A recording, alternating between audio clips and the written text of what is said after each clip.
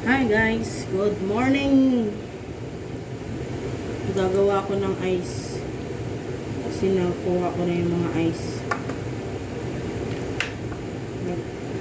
Lagay ko na dun sa mga inuman ng baon ng alaga ko yan. Nagising ako ng alas 3 ng umaga kasi prepare ako ng baon ng alaga ko. Ngayon nakaalis na sila ng alas 5.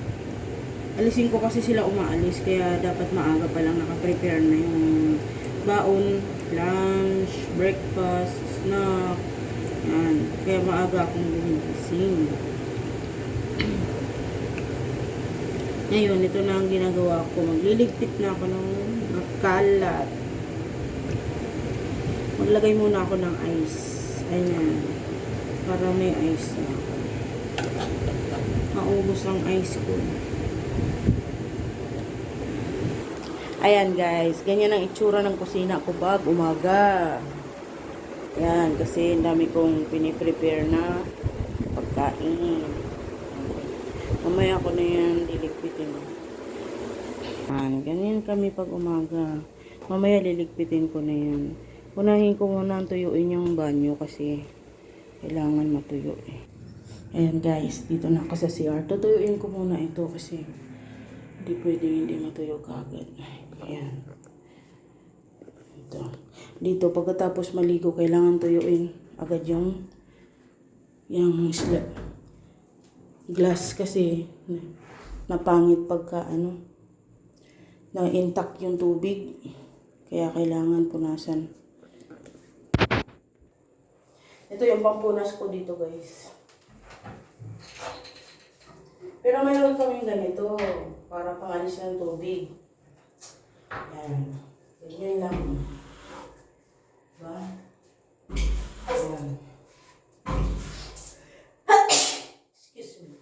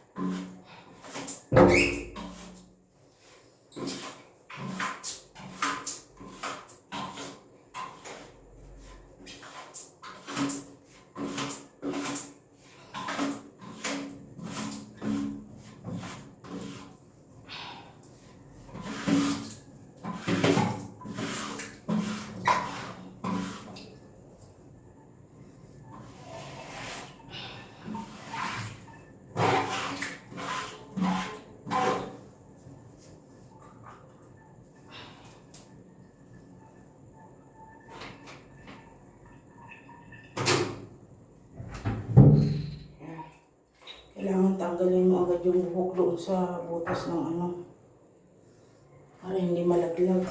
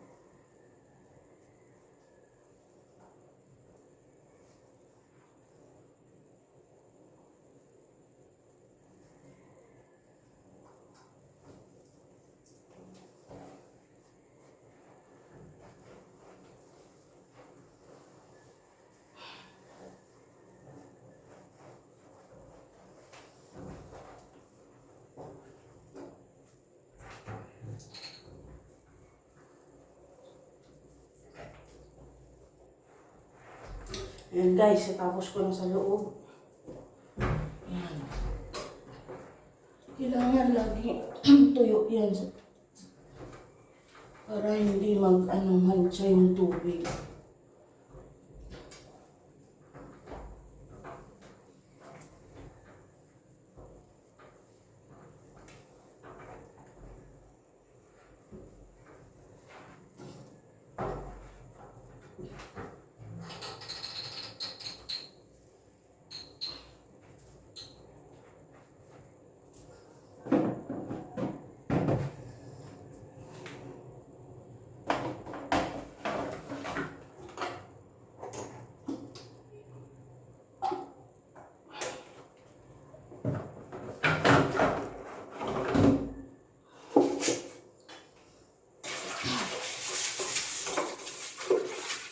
Malinis masyado ang banyo guys.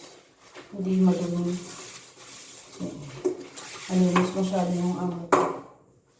Sa mga ayaw niya nakakakita ng mga dumi-dumi. Kaya kailangan laging malinis.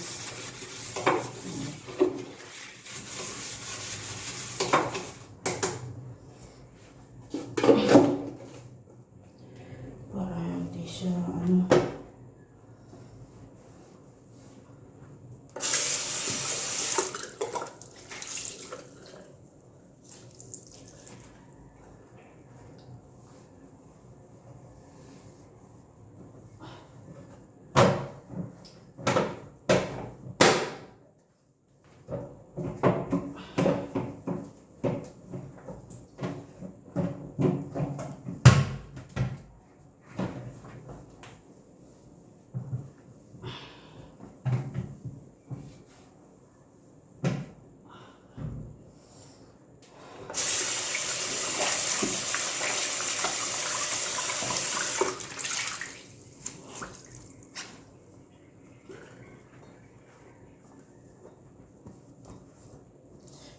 kailangan pagkatapos gumamit ng mga tubig dito sa lababo, kailangan tuyuin mo yan, pati yung gripo para hindi nagmamantsa yung tubig.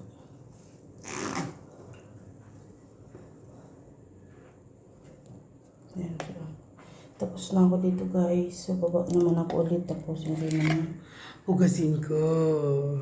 Ayan guys, malinis na yung salamin, ganyan.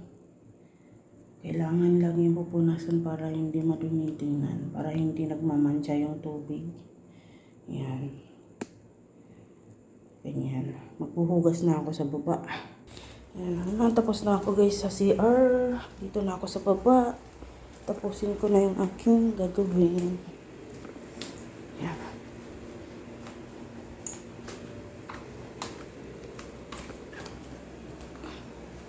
Punasan ko muna itong gawaan ng kape. Ito naman guys, tatanggalin ko yung para mahugasan ko. Ito. Ayan po yung niya. Ayan, tanggalin ko yan. Tapos ito. Ayan, gamit.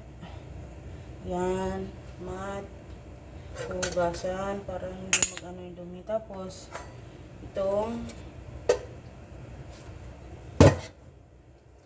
ito, tinatanggal din to guys. Yung yan. Tanggalin mo yan. Yan. Kasi mayroon yung tubig guys sa loob. Yan. Mayroon siyang tubig sa loob na kaya kailangan tatanggalin mo siya para malinisan.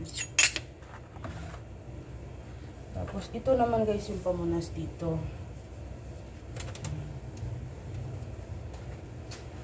Itong pamunas na to, pag lalabahan mo, lalagay mo siya ulit dito kasi ito lang yung pamunas dito sa gawaan ng kape ni Madam. Yan. Punasin natin yung mga talsik-talsik kasi yan. Nagmamantsa.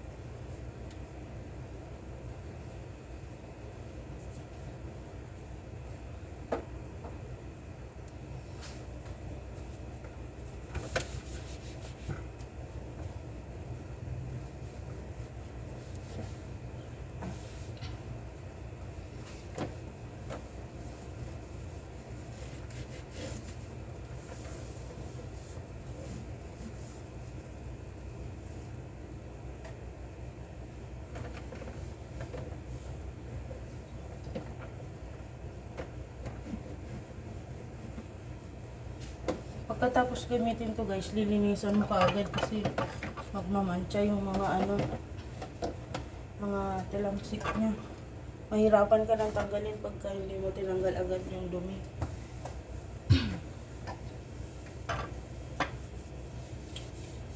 Kaya kailangan hugasan mo kaagad. Tapos, katapos yung gamitin yung basahan, lalabahan mo kaagad para so, hugasan ko na siya doon sa lababo sa labas. Yung lababo kasi dito guys, panghugasan lang ng kamay yan. Hindi pwede maghugas dyan. Sa kamay lang yan naghugas. Kaya doon ako sa kusina maghuhugas. Mahugas muna ako guys. Mahugas na ako. Para matapos na. Daming gawa. Ang dami nating gawain. So, lalo na pag umaga guys, sobrang busy. Sobrang daming gawa. Pero pag hapon naman na, hindi na masyado. Pero pag umaga, sobrang dami.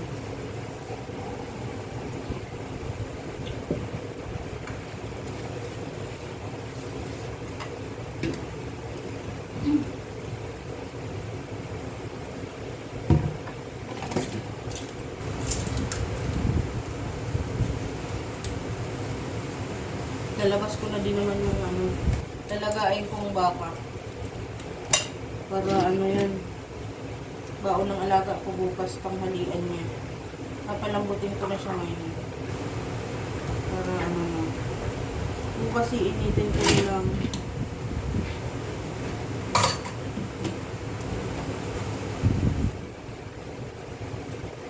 Araw-araw bago ang baon niya guys na ulam, mga ulam, iba-iba na niluluto. Ang baon ng alaga ko pagka baon niya lunch, breakfast. Kaya maaga ako nag-prepare ng mga baon niya. Para laging yung pagkain niya bago ba. Hindi yung puro mga kung ano-ano lang na babaon. Piniprepare na yun ni madam na may listahan na kami na kung anong baon niya araw-araw. Meron na kaming nakalista, meron na si madam ginawang list ng mga baon araw-araw. Kaya ang gagawin ko na lang, lulutuin ko. I-prepare ko.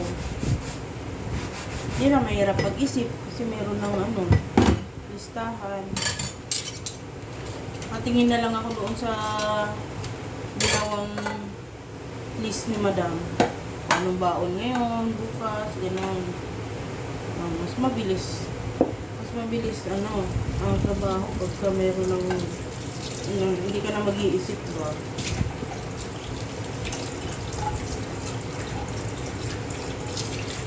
Mga pinipprepare ni madam na baon ng anak niya. Siya na nagsusulat niya kung anong babaunin. Ako lang ang mag-aayos. Ako lang magluluto. Ganun.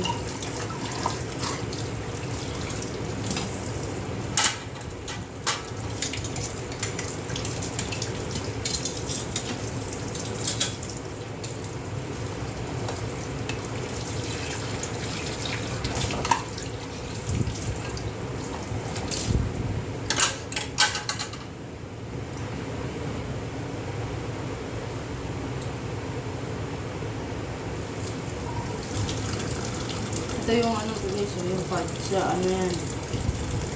Yung ba?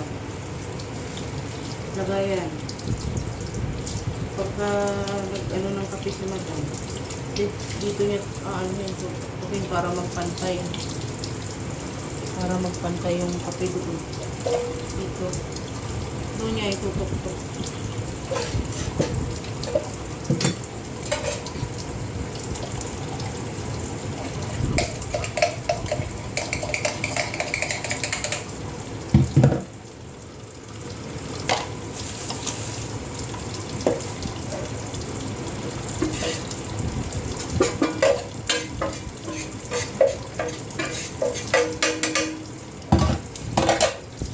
Guys, meron kami maliit na lagayan ng mga tira-tira. Ayan, dito. Para hindi nagkakalat. Ayaw kasi nibus na ano, meron mga nalalaglag dito sa lababo kasi nga, kaya sinasala ko yung mga iba naman na natitira sa plato, sinasala ko naman para hindi malaglag doon sa butas ng lababo.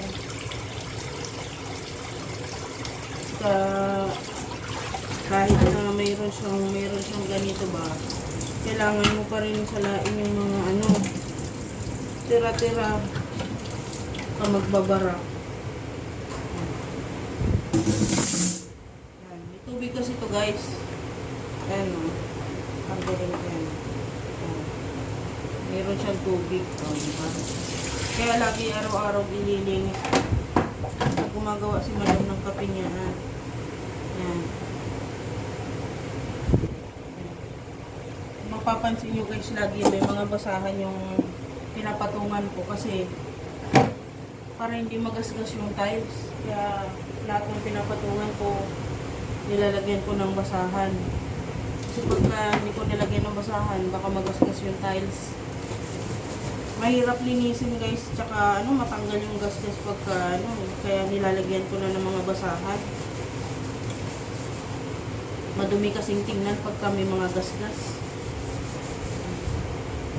Lalo na pag nagugas ng kaldero, pinapatong ko sa basahan. Kaya ang dami kong laging basahan dito para ano, kung ipapatong yung puwet ng kaldero, puwet ng kawali, pag inuhugasan.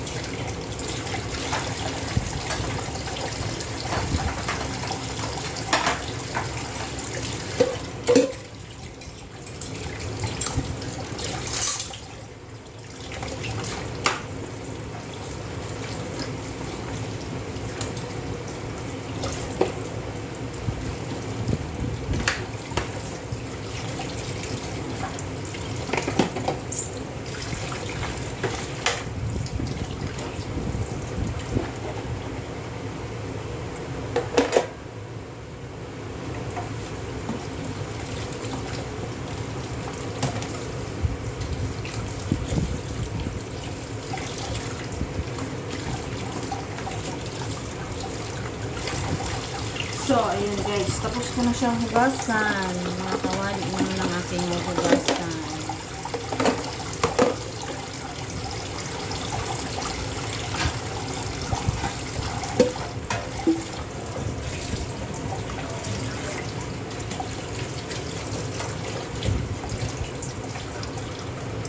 Magkaiba ang sponge ko guys. Ito para sa mga kawali. Ito naman para sa mga plato. Magkaiba ng ano yan. Magkaiba ng gamit sa pagbukas.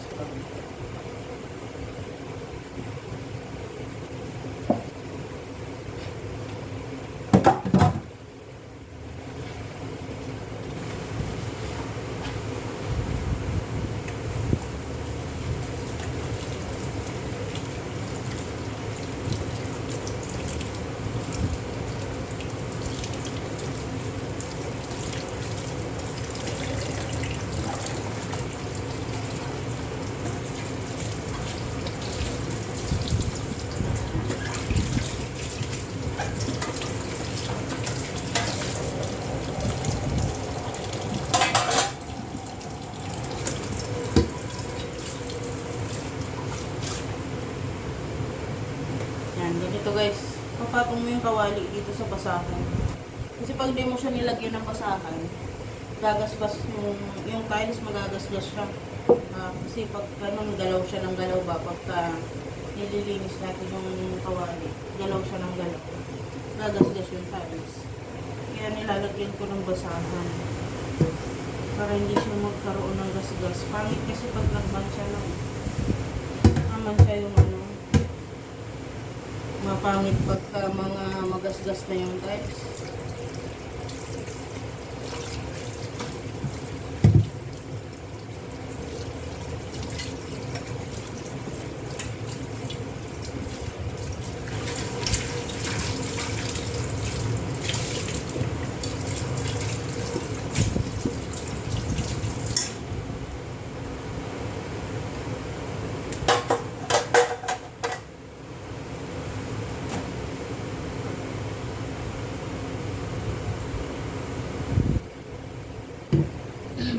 Pagkatapos ko guys maghugas, pupunasan ko na lahat dito para yung mga tilamsi hindi magmamantsa sa tiles.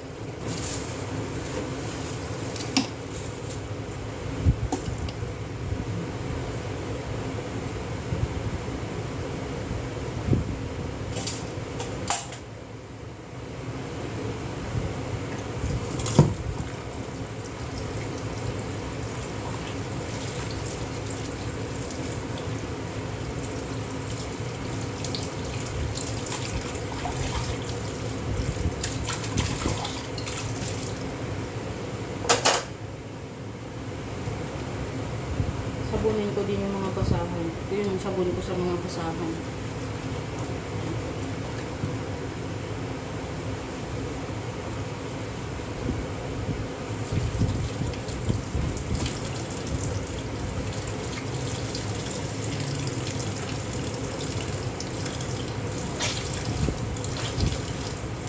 Pagkatapos ko guys yung lahat yan, tutuyuin ko din yung lababo para malinis at hindi magmantsa yung tubig ba. Gusto na yung laging tuyo yung lababo. Kaya pagkatapos ko dito lahat sa lababo, tutuyuin ko na sila.